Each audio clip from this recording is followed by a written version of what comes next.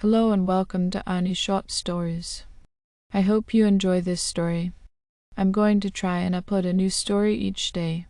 The Wightwood Witch. The legends of the Wightwood Witch had always hung like a thick fog over the Isle of Wight. Stories whispered of a reclusive woman who had lived centuries ago, accused of witchcraft and lynched by the townsfolk. Her dying breath had carried a curse that vowed to claim anyone who dared step foot in her forest. Holly Arnold's interest in the legend wasn't just idle curiosity, it was personal. Over the past year, 4 people had vanished in Wightwood Forest, and one of them was her childhood friend, Emily. The authorities had searched the woods extensively, but found nothing, no bodies, no signs of struggle. The disappearances only fueled the stories. Some said the witch's curse had awakened, others that the forest itself had turned hostile. Holly, however, wasn't one to believe in ghosts or curses. She was determined to uncover the truth. Equipped with a flashlight, a notebook, and her late father's hunting knife, Holly ventured into the forest at dusk. The dense canopy above quickly swallowed the fading sunlight, plunging her into a dim twilight.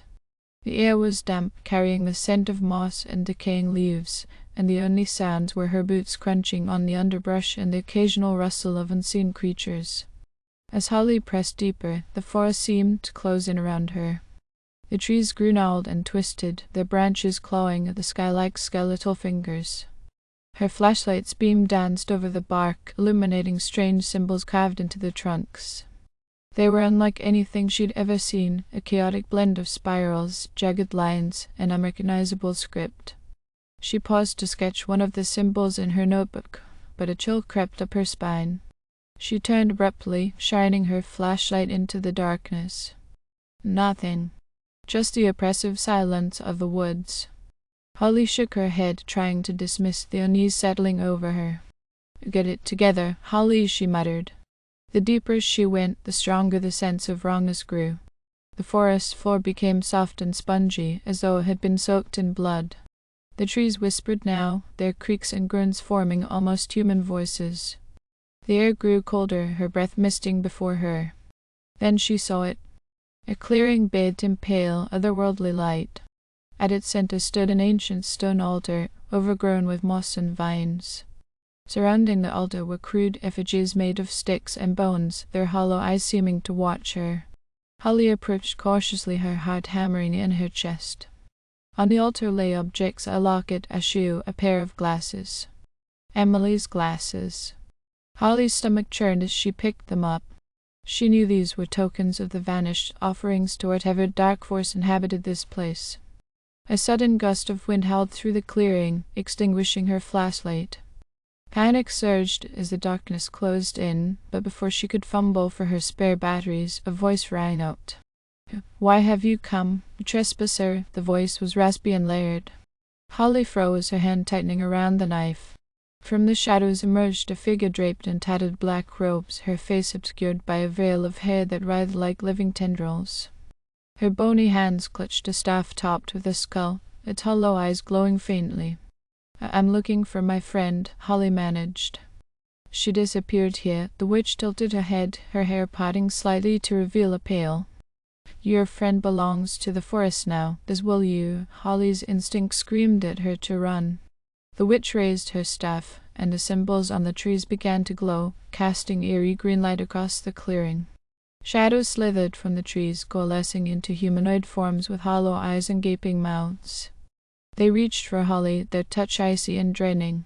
Summoning every ounce of courage, Holly slashed at the nearest shadow with her knife. To her surprise, the blade connected, and the shadow dissipated with an anguished wail. The witch shrieked, a sound that reverberated through the forest, causing the other shadows to hesitate. "You dare defy me?" the witch hissed. Vines erupted from the ground, snaking toward Holly. She dodged, hacking at them with her knife, but they kept coming, forcing her toward the altar. Desperate, Holly remembered the symbols she'd seen. Pulling out her notebook, she tore out the page with the sketch and thrust it toward the altar, shouting the only word that came to mind: "Release." The clearing erupted in a blinding flash of light. The symbols burned away, and the shadows dissolved into mist. The witch let out a blood-curdling scream as her foam began to disintegrate, her hair falling limp and her staff shattering. The vines retreated, and the oppressive air lifted. When the light faded, Holly found herself alone. The altar was gone, replaced by an empty patch of earth. In her hand were Emily's glasses, no longer cold but warm, as though recently worn. Holly staggered out of the forest, the first rays of dawn breaking through the trees. She never spoke of what happened that night, but the disappearances ceased. The Wightwood Witch had been vanquished for now, but Holly couldn't shake the feeling that the forest was watching, waiting for the day her courage would falter. And deep in the heart of Wightwood, a faint whisper lingered. The forest always claims its own. Months later, Holly's nights were plagued by restless dreams. In them, she was back in the forest, wandering through its twisted paths, chased by shadows. One evening, as she prepared for bed, she noticed something strange. The notebook she'd taken into Wightwood lay open on her desk, though she hadn't touched it in weeks. The page with his symbol sketch was blank. In its place were fresh carvings, the same strange symbols from the forest, etched deeply into the paper. A chill ran down her spine. She stared at the notebook, her heart pounding, when a faint knock echoed through her apartment. It was nearly midnight. Who could it be? Holly hesitated but approached the door. "Who's there?" she called. Silence answered. When she opened the door, the hallway was empty. Yet on the floor lay a small bundle, wrapped in leaves tied with a strand of hair. Against her better judgment, she picked it up and unwrapped it. Inside was a single item, Emily's locket, gleaming as though freshly polished.